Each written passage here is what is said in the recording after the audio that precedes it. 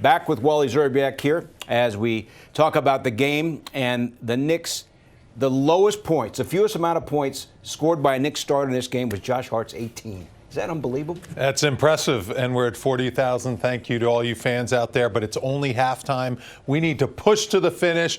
We need to make some more money for the Garden of Dreams, just like the Knicks in the second half. Need to throttle the Hornets. We need to finish strong, continue those donations coming in. Please, everyone out there, we really appreciate all your support to the Garden of Dreams. Getting back to that Knicks second half performance, it was outstanding. They made some adjustments at halftime. Tom Thibodeau went into the lab, put some things up on the board. They watched some film. What did they do differently? Because the third quarter, they blew the Hornets off the court 38-16. The defensive aggressiveness picked up big time. That was the key. They got stops, and when they got stops, they could do whatever they wanted on the offensive end of the floor. They were the aggressors. They were better at every single position. OG Anunoby with 15 points.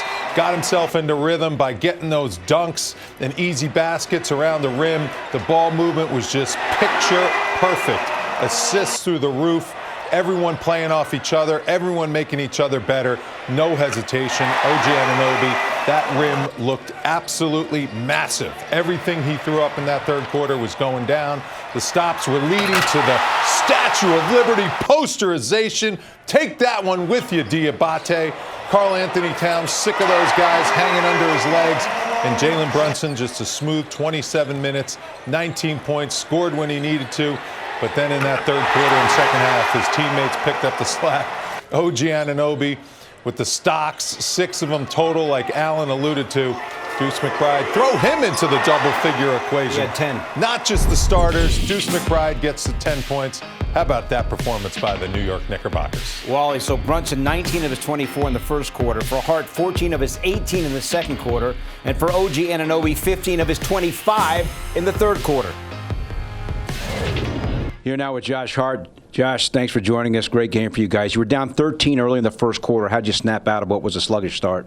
We just finally woke up and started playing some defense. And offensively, we just started playing faster, making decisive cuts, making them mess up on some of the switches, and then just capitalizing on that. Tell us about the third quarter. You blew them off the court 38-16. What allowed you guys to be so dominant after halftime? Yeah, I think we were just physical.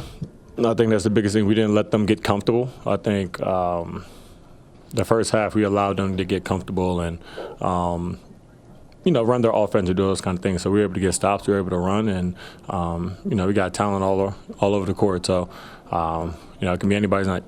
And for you in your game tonight, 14 of your 18 came in the second quarter. What's it like when it's flowing like that and everything you're throwing up there is going in? Yeah, it feels good. I was getting wide open shots, and that's something that I knew they were going to play. They did it in preseason. They did it, about a couple days ago in Charlotte. So I know to have open shots. So just shoot those with confidence and then have that open everything else up. All right, Josh, thank you so much for stopping by, and congrats on a great game. Appreciate it. All right, Wally, so Hart goes for 18 points, 10 rebounds, season-high 4 threes. He was electric in that second quarter. He really was. And in that first quarter, they weren't guarding him. They were sagging off Josh Hart and daring him to shoot. He got started by getting a couple of those, plays where he gets the bucket down below on the fast break, and then the floodgates open from 3. No hesitation. Team was he's pointing at the bench, too. He's like, all right, you're going to leave me open? I'm going to make you pay. And boy, did he make him pay with those 4 threes in rhythm. Just stroked him. There he is, pointing at the bench. You got to love that. Because when the scouting report is a team daring you to shoot and trying to challenge you and get in your head by leaving you wide open, and then you start nailing threes, there is a no better feeling. And Josh Hart was letting that bench and that coaching staff over at the Charlotte Hornets know that I'm not going to let that fly tonight. All right, well, let us now bring in Alan Hahn. Alan, this starting 5 seems to be getting better every single game. They were dominant tonight. Yeah, they certainly were. And, Bill, they come into this game as the highest-scoring starting 5 in the NBA at over 98 points a game that they are putting together. And in this game, I believe they scored the first 84 out of the first 86 points all came from starters. And the best part is that it's not just one guy or 2 guys carrying it. Here's a great example of how it's distributed so well among that 5. Jalen Brunson had 19 points, hit 4 of 4 from 3 in the first quarter to get their offense on track. In the second quarter, it was Josh Hart who had 14 points, and he was 4 of 4 from three-point range. And in the third quarter was OG Anunoby, who had 15 points, and he had 3 of 3 from downtown, and also had a couple of monster blocks that really got this building going, and it really let the Hornets know that it was going to be a long night. Alan, very useful stats. Absolutely love it. I'm going to put you on the spot here, though, buddy. I need one useless stat that comes from this stat sheet. Give me one useless one. I'll give you a useless one. The Knicks aren't a high turnover team or forcing turnover team. They don't do that, and that's why we talked a lot about the stocks, the steals, and the blocks, and their defense disrupting. So they only forced 11 turnovers. But out of those 11 turnovers, they scored 18 points off those turnovers. So that is also a key part of this. And when they turn the game around, as you heard Josh Hart telling Bill, we had to make them uncomfortable. And I believe that's exactly what they did. And those turnovers turned into quick points, and that can demoralize the team. You know, the balance is such, Alan. You look at the box score, and Karl-Anthony Towns goes for 27 and 16. And as good as he was, it doesn't even stand out. You're so used to it, right? You almost take it for granted. You don't want to, but it is certainly something that happens. But you can see, and even this is a game, remember, Friday they didn't have their bigs. So in this game here, they had both of their bigs, and Nick Richards and Andrew, I forget, we have to look it up now. His name is so many different guys. Mark Williams, of course. So they had size against him. Oh, my goodness, that dunk, by the way, on Diabate.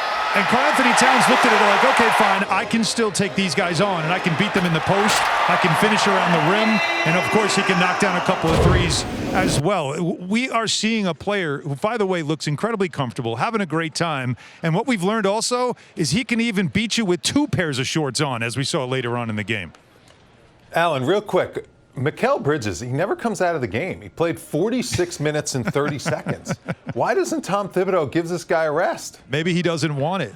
Wally, now, first of all, you as a player, did you ever want to come out of the game? No, you're 100% right. And I've asked these guys this question. I've asked each one of them to a man, and I've said, about the minutes thing, because it's a big thing in the NBA. As we know already, Mikal Bridges, Iron Man. He has not missed a game in his career. What else we're learning, too, is that not only is he good at slashing, but you saw, and we saw it earlier in this clip, they've been posting him up when he gets smaller people on him. They're letting him get going on that end, and it does, I think, feed into his intensity on defense as well. And, of course, his three-point shot, as we know, is something that he continues to work on. But I just feel like he's a guy that might be better off playing more. It might help him, and it certainly kept him locked in. But I've asked these guys, asked Karl-Anthony Towns the same thing. He's missed one game this season. He was mad that he missed it. He didn't want to miss it. He said, we're hoopers. We want to play. So it really does this Knicks team go against the grain of what we see around the NBA. All right, Alan, as always, we appreciate it. We'll see you on Saturday. Bridges, by the way, Wally, 7 assists, a season high for him. Yeah, hell, he does a lot of things out there on the floor. He's a great playmaker, and those minutes are incredible. I mean, you could maybe find a little bit of rest for him, but I understand. If he wants to be out there, he wants to play, he can handle those type of minutes. He's the Iron Man. He's very durable, and he's very important to this team because he can play with both units. He can switch onto different defenders, and he's that guy that kind of Tom Thibodeau really trusts to have out there on the floor to stabilize all the 5-man units that are out there.